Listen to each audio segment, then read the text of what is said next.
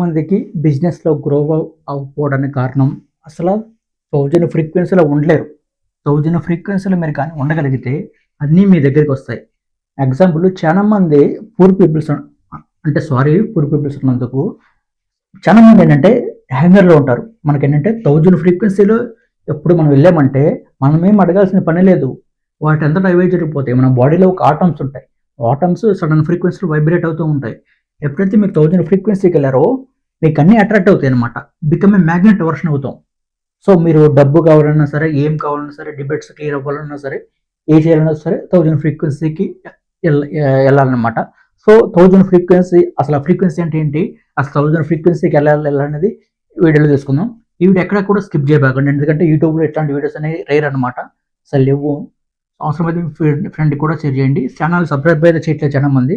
అంటే ఒక లైక్ కొట్టి సబ్స్క్రైబ్ అయితే చేయండి. ఇప్పుడు టాపిక్‌లోకి వెళ్దాం. ఇప్పుడు మీరు నార్మల్‌గా జనరల్‌గా అందరూ కూడా మీరు అంటే మార్నింగ్ లేచే టైంకి 600 ఫ్రీక్వెన్సీ ఉంటారు. అంటే ఎర్లీ మార్నింగ్ బ్రహ్మ ముహూర్తం అంటారు కదా! ఆ టైంలో 600 ఫ్రీక్వెన్సీ ఉంటారు. తర్వాత ఆ 600 ఫ్రీక్వెన్సీ అప్పుడు బానే ఉంటుందన్నమాట. అప్పుడు మేనిఫెస్టింగ్ జరుగుతుంది. సో, అదే 600 ఫ్రీక్వెన్సీ మరి ఈవినింగ్ దాకా ఎందుకు ఉండదు? తర్వాత మీకు వరీగా వస్తాయి, డౌట్‌లు వస్తాయి. అప్పుడు మీరు యాంగ్రీగా పడిపోతారు. అంటే మళ్ళీ 500 ఫ్రీక్వెన్సీకొచ్చేస్తారు.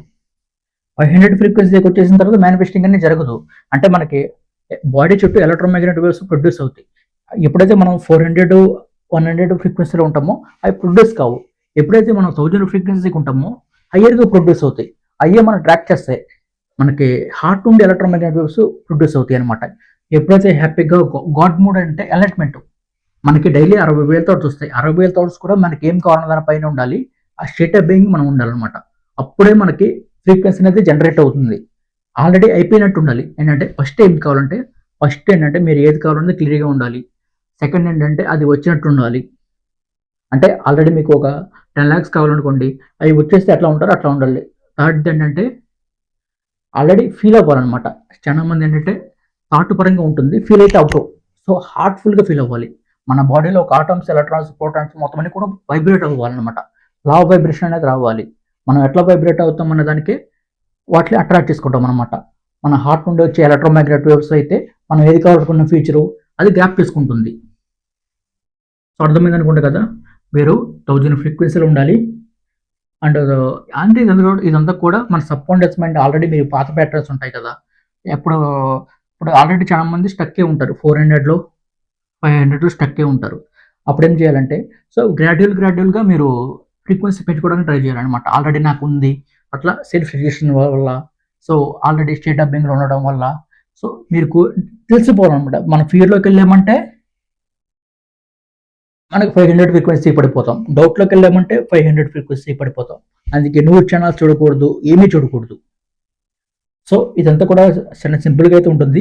సో మన బాడీ చుట్టూ ఎలక్ట్రోమాగ్నెటిక్ వేవ్స్ మనం ఆరా అంటాం కదా! ఆరా ప్రొడ్యూస్ అయితే మాత్రం మనకి మిరాకిల్ జరుగుతాయి. అంతవరకు ఏం జరగదు. ఈ లా ఆఫ్ అట్రాక్షన్‌లో ఈ కాన్సెప్ట్స్ అన్నీ కూడా ఉండవు. ఇంతా కూడా మనం సజెస్ట్ చేసింది కాదు. న్యూరో సైంటిస్టులు, క్వాంటమ్ ఫిజిసిస్టులు సజెస్ట్ చేసిన మ్యాప్ ఇది. సో ఈ మ్యాప్ ప్రకారం మీరు వెళ్తేనే సో ఇంకా చాలా ప్రాసెసింగ్ అయితే ఉంటుంది. టుమారో వీడియోలో తెలుసుకుందాం. సో నన్ను కన్సల్ట్ అవ్వాలంటే కింద నెంబర్ కనిపిస్తుంది కదా! ఆ నెంబర్‌కి మీరు ఫోన్ చేస్తే గానీ, లేకపోతే వాట్సాప్ మెసేజ్ పెడితే గానీ, ఇద్దరికి ముగ్గురు మాత్రమే చెప్తాను నేను. అంటే టైం అయితే నాకుండదు. సో మీకు కావాలనుకుంటే నేనైతే ట్రైనింగ్ ఇస్తాను. 1000 ఫ్రీక్వెన్సీకి వెళ్ళాలన్నది. Everything frequency, vibration, energy. So Nikola Tesla గారు చెప్పిన దాన్ని బట్టే మనం వెళ్తామనమాట. సో అర్థమైందనుకుంటా కదా! ఇంకేమైనా డౌట్స్ ఉంటే కామెంట్‌లో అడగొచ్చు.